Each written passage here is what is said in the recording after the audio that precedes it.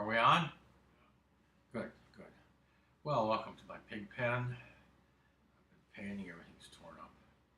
It's like a hurricane, tornado just passed through.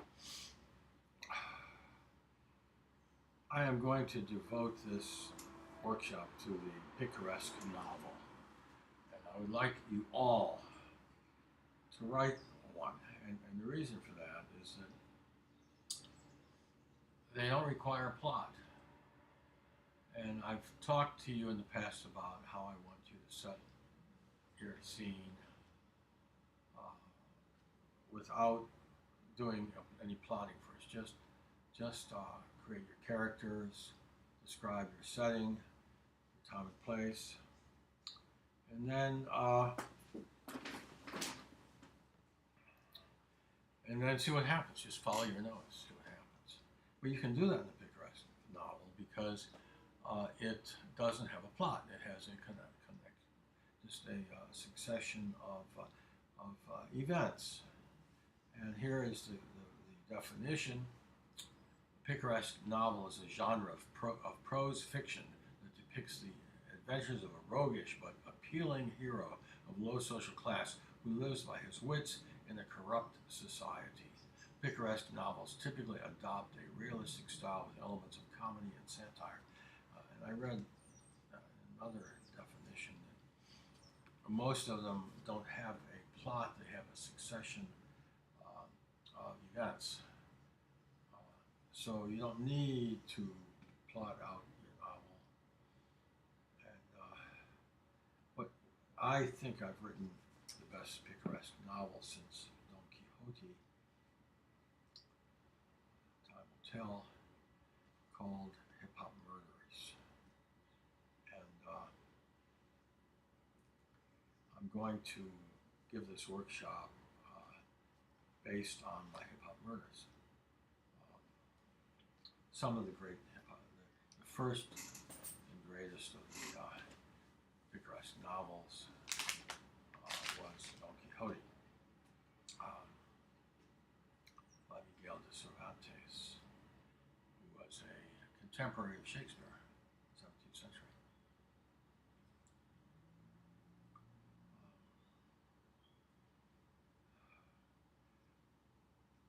So what's going to happen when you start? You make this setting. Well, there's a number of these novels that you could read, like the first, and the first was Don Quixote. There's another Spanish picaresque novel called Lazarillo, LLO, Lazarillo de Tormes, which I haven't read. I'll take a look at it. Moll Flanders is the most famous. Blas,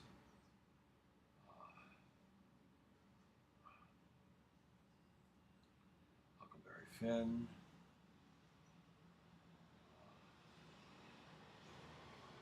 Joseph Andrews by Henry Phillips. These are examples. There are many more picaresque novels, but I want you all to write one, dictate it, and don't just let it.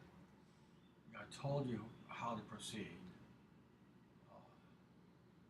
Focus on a setting and populate it with characters, and intimate, possible plot. But this doesn't have to be more than a few pages long. And then let's create a character that's a rogue, and I will give you an example in my Hip Hop Murders of a picaro, Spanish for rogue, and that's where the genre got its name, picaresque. Hip Hop Murders, Chapter 1. I'm awesome. I'm awesome, fresh out of prison. I'm on a mission, tossing other rappers down the crapper, because I'm the boss man. After I chew them up and spit them out, it's time for flossing, because they're nothing. They made a fortune selling crack, but just one slip and the feds done took it back. I found a better way to make my stack an all-out assault, a rap attack. It's time for action of a cracker, not a slacker, serving a hip-hop masterpiece for your satisfaction.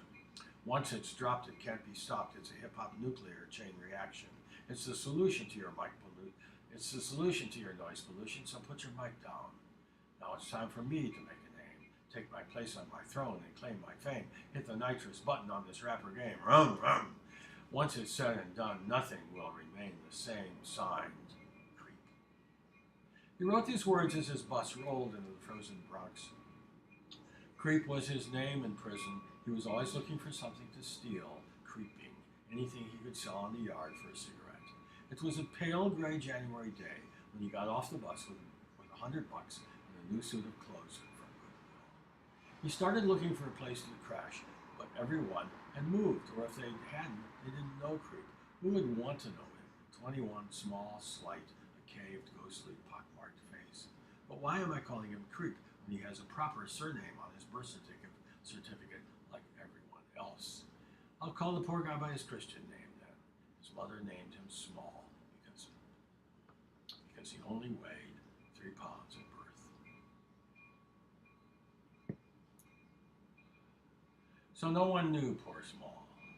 It was as cold as a proverbial witch's tit, and Small ended up crawling into a dumpster and burrowing among bags of garbage. The next morning he was almost dead when they found him. 2 black garbage men heard his cries as the hydraulic arms were dumping him into their garbage truck. They fished him out and threw a blanket around him and gave him some hot coffee. They had both done time and felt for him. One offered to let him crash in his apartment temporarily. He wanted Small to stay with his dog. He said it was dying and he didn't have the heart to take it to the vet. Of course, Small agreed to stay with the dog, and the next morning, the foolish garbage man left Small alone in his apartment and went to work. He said he really appreciated what Small was doing. He promised to take him to a movie. A new movie was debuting that night at Cutie's XXX. As soon as Demetrius left, that was the garbage man's name, Small tried to steal his TV, but it was too big, and he fell on the stairs, and the two went crashing and bouncing to the bottom. Small lay there stunned a moment, then began screaming, "My leg! I broke my motherfucking leg!" The landlord heard Small's anguished cries and helped him up the stairs to the couch and retrieved the TV.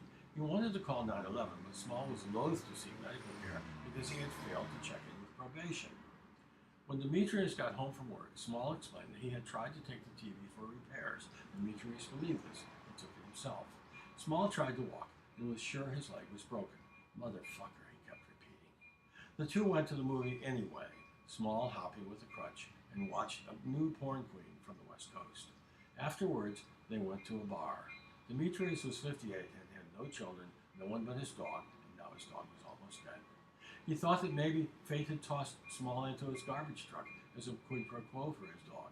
He asked Small if he would go with him to the vet with the dog. The dog was not a man, and it was not right to let a dog suffer. The two went the next morning, and this caused them to bond because Small remembered having a dog and how bad he felt when the dog ran away. They talked all day about getting another dog, but decided not to because Demetrius wanted to get a 3-year-old dog first.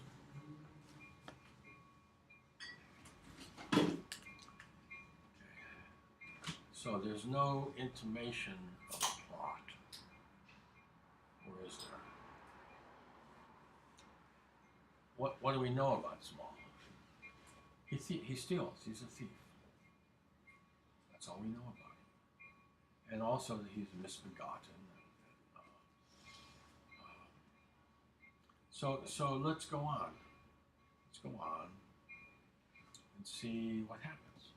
I mean, I've explained to you that I write daemonically, D-A-E-M-O-N, daemon, your unconscious artistic force. I got the idea of the rap poem, and wrote the rap poem, and then wrote about his situation, trying to find a place to stay, and then everything that, well, I had that idea when I started, but that's all I had, and everything else, my daemon took over, and just you know, as I wrote a line, I had no idea what the next line would be. Sometimes I know where I was going, but I wouldn't know what language, and my daemon would dictate the next line to me. So I think this demonic energy helps my words to disappear. It helps to bring, you've got to bring your scene to life. It has to be as truer than fiction, as Melville said. And you have to evoke a world, and the reader has to lose himself in this world. Small hung out in the apartment by day, watching TV, and drank with Demetrius at a bar at night, and listened. Okay. Small hung out in the apartment by day, watching TV, and drank with Demetrius at a bar at night, and listened to his stories about his life and doing time.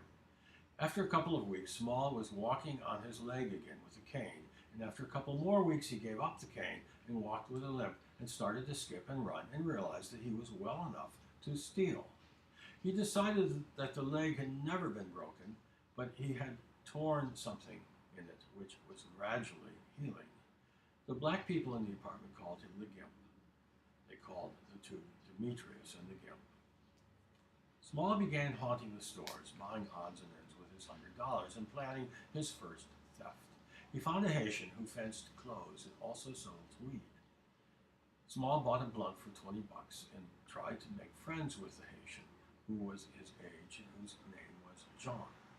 That night he smoked the blunt with Demetrius, and they began talking about buying a new dog and discussed the various breeds of dogs and the pros and cons of each. The next morning, Small went to a shoe store and bought shoelaces.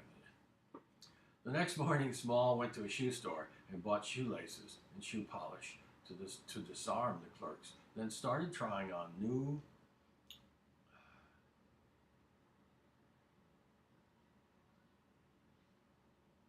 shoes. Then started trying on new shoes and found two that didn't have electronic tags. One for the right foot, one for the left, slightly different colors and styles, but close enough. He put his ratty old shoes in the shoebox and put it back on the shelf and was about to flex, to bounce, to dip, which all mean to depart, when he saw her and his heart began going thump, thump, thump. A Creole queen, just 17, you know what I mean. He thought she was some kind of fairy princess, dainty, yellow, so pretty it hurt to look at her. He moved closer so he could read her name tag, which displayed her first name, Shaquita. And he remembered what he looked like in the mirror that morning. It was nothing nice. He wanted to talk to her, but he had to do something about his face. He needed a new face. His grill was a mess. He needed to have his teeth cleaned, and he was pallid. His complexion made him think of the underbelly of a fish. So he needed a tan and, of course, clothes. He needed to steal a whole wardrobe. Now Small had a reason to live, winning the heart of the fair Shaquita. So what happened? Now I've got a plot. Just a short plot.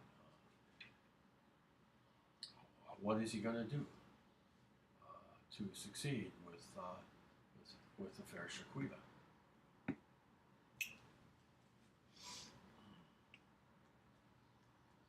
So let's talk about my writing and see what you can learn. How do I introduce my main character, the Picaro, the rogue, Small? Okay? How do I introduce him? I don't tell you anything about him except the name his mother gave him. Okay, that's all I tell you about him, and his a little bit about his life in prison,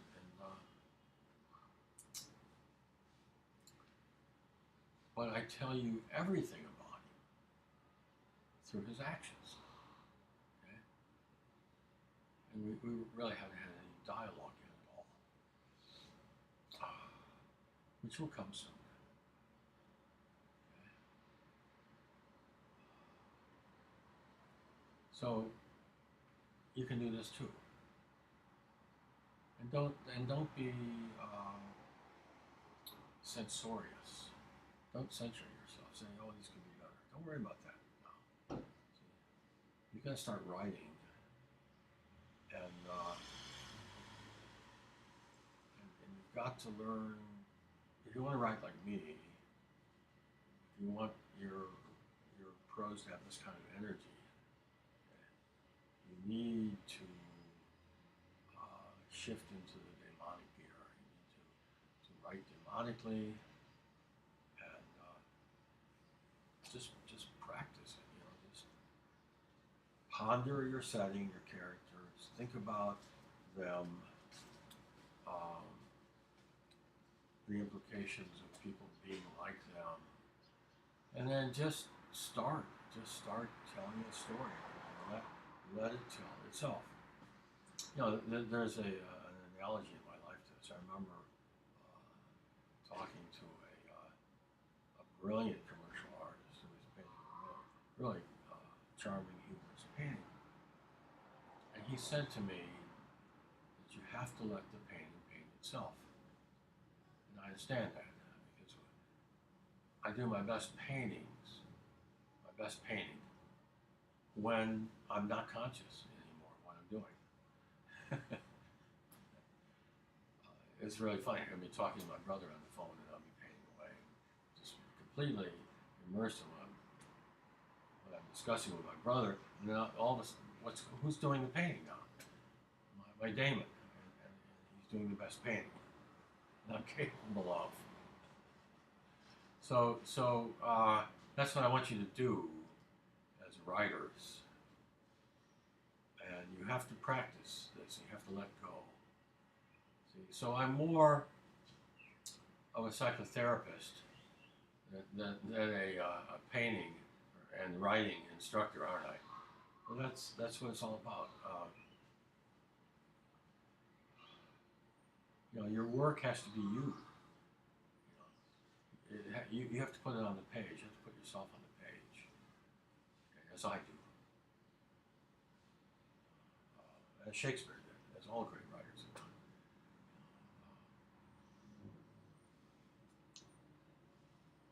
So what are you communicating to the reader? The great Joseph Conrad, the author of Art of Darkness, he wrote in a prelude. I got myself canceled. I had to review this because I gave you the name of his novel, and it's silly. Okay, well, not necessary. Just Google, you'll find out what novel it's in. But it's a little prelude called "The Task of the Artist," Joseph Conrad. If you just Google that, it should come right up. Joseph Conrad tells you what art is. Okay?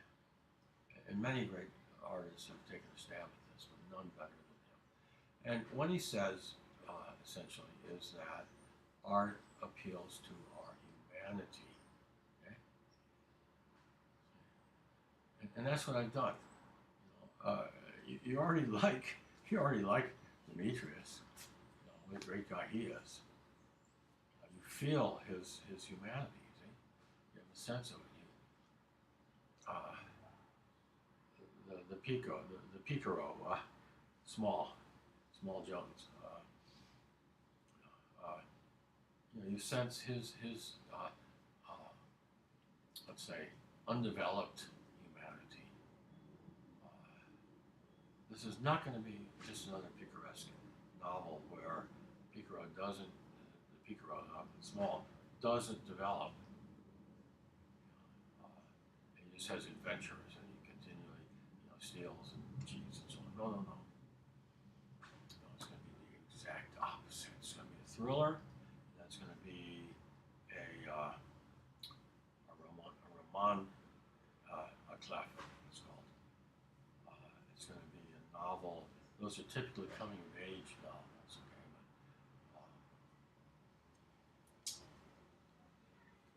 Okay, but, I don't want to ruin the novel for you by telling you what's going to happen. That's what I hate about these novels. They tell the whole story of the novel on the back page. Well, then why read the novel?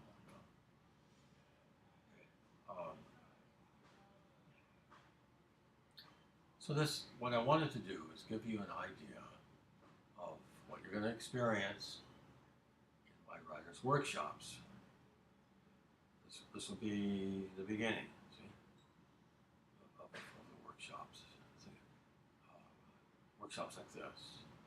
And then as I start getting material from my students on my portal, which Anton has not even set up yet. He's working on it.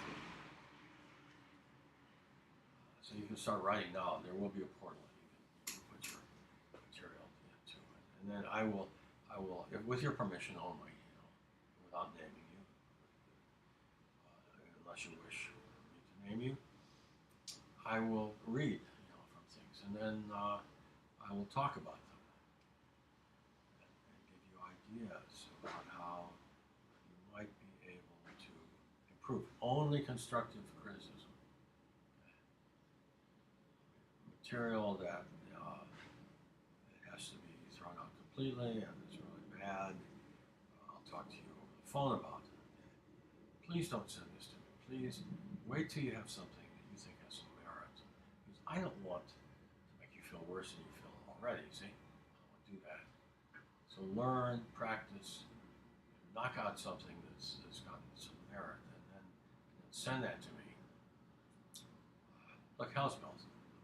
If you can't, if you're never satisfied with your work, I may disagree. I may say it has merit. So I don't want you to give up and go away for this reason. But I prefer if you could send me things that you think have some merit.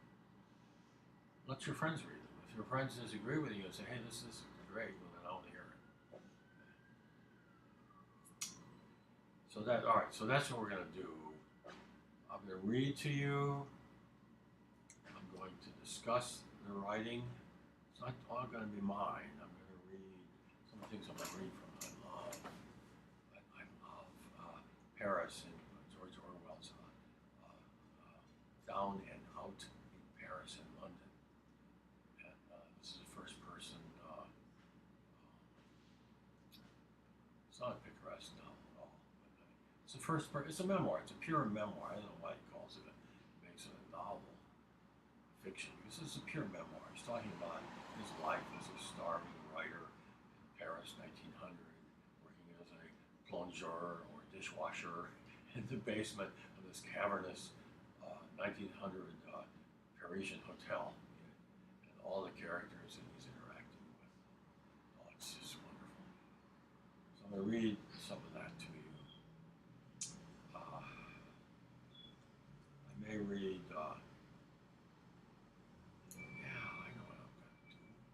So I'm very spontaneous. I start talking, and then I get ideas. Whenever I'm talking,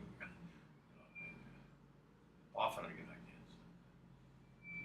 I think we're going to focus on a great period in literature and art.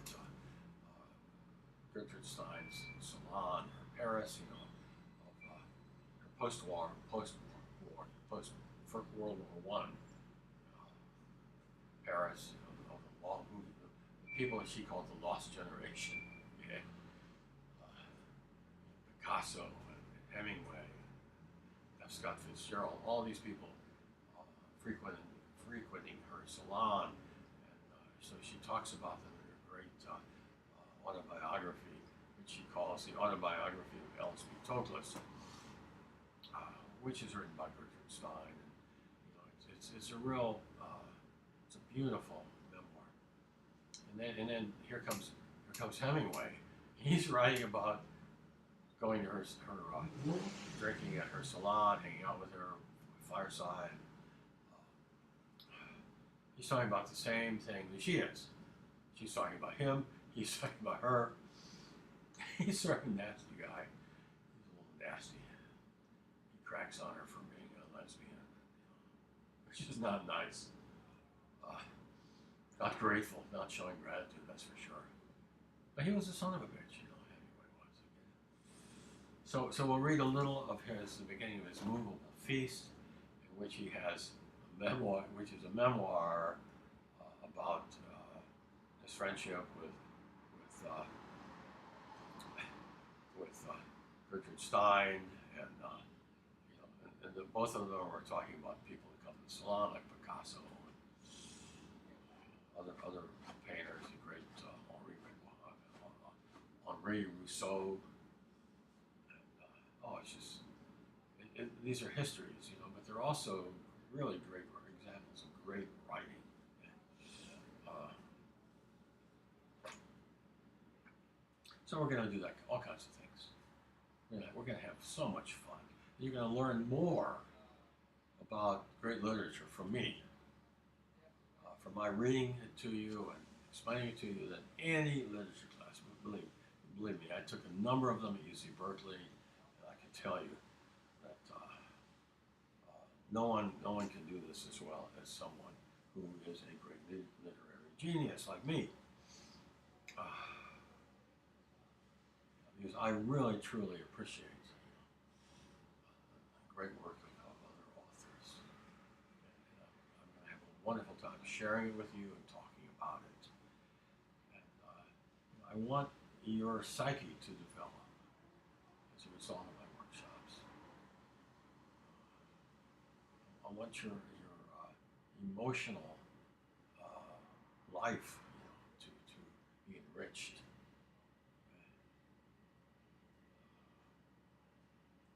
I just did a workshop in which I read, I recited a poem I wrote 60 years ago on the farm on the death of an unknown hunter. And it is about the set in the autumn in the country. And I read a poem by John Keats, his great Ode on Autumn, Ode to Autumn. And it made me cry. Very emotional. So anyway, come on board. We're gonna have